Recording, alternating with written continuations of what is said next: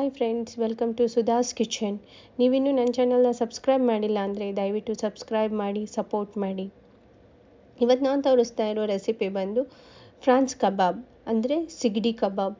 ಇದಂತೂ ತುಂಬ ಟೇಸ್ಟಿಯಾಗಿ ಬರುತ್ತೆ ಮತ್ತು ನಾನ್ ವೆಜ್ ಇಷ್ಟಪಡೋರು ಇದನ್ನ ತುಂಬ ಇಷ್ಟಪಟ್ಕೊಂಡು ತಿಂತಾರೆ. ಈಗ ಮೊದಲಿಗೆ ನಾನು 1/2 kg ಫ್ರಾನ್ಸ್ ತೊಗೊಂಡಿದ್ದೀನಿ. ಇದನ್ನ ಕ್ಲೀನ್ ಮಾಡ್ಕೊಂಡಿದ್ದೀನಿ.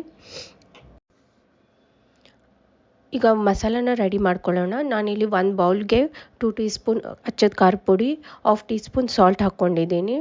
ಆಮೇಲೆ 1/2 ಟೀ ಸ್ಪೂನ್ ಶುಂಠಿ ಬೆಳ್ಳುಳ್ಳಿ ಪೇಸ್ಟ್, ಚಿಟಿಕೆ ಅರಿಶಿನ, 2 ಟೀ ಸ್ಪೂನ್ ಕಾರ್ನ್ಫ್ಲೋರ್ ಮತ್ತು 1 ಎಗ್ ಒಡೆದು ಹಾಕ್ಕೊಂಡಿದ್ದೀನಿ.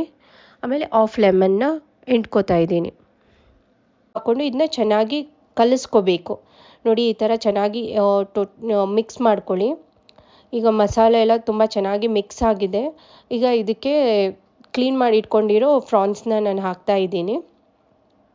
ಫ್ರಾನ್ಸ್ ಮತ್ತು ಮಸಾಲ ತುಂಬ ಚೆನ್ನಾಗಿ ಮಿಕ್ಸ್ ಮಾಡ್ಕೊಳ್ಳಿ. ಇದು ಫ್ರಾನ್ಸಲ್ಲಿ ಕುತ್ಕೋಬೇಕು, ಅದನ್ನ ಚೆನ್ನಾಗಿ ಮಿಕ್ಸ್ ಮಾಡ್ಕೊಳ್ಳಿ. ಮಿಕ್ಸ್ ಮಾಡ್ಕೊಂಡು ಆದಮೇಲೆ ಇದನ್ನ 15 to 20 ಮಿನಿಟ್ಸ್ ಮ್ಯಾರಿನೇಟ್ ಮಾಡಲಿಕ್ಕೆ ಬಿಡ್ತಾ ಇದ್ದೀನಿ. ಈಗ ಫ್ರಾನ್ಸ್ ಚೆನ್ನಾಗಿ ಮ್ಯಾರಿನೇಟ್ ಆಗಿದೆ.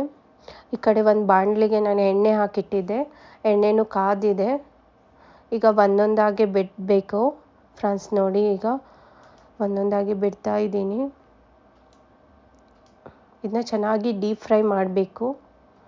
ನೋಡಿ, ಈ ಥರ ಚೆನ್ನಾಗಿ ಡೀಪ್ ಫ್ರೈ ಆದಮೇಲೆ ಒಂದು ಪ್ಲೇಟಿಗೆ ತೆಗೆದಿಟ್ಕೊಳ್ಳಿ. ಈ ಥರ ಒಂದೊಂದಾಗಿ ತೆಗೆದಿಟ್ಕೊಳ್ಳಿ. ನೋಡಿ ಎಷ್ಟು ಚೆನ್ನಾಗಿ ಬಂದಿದೆ.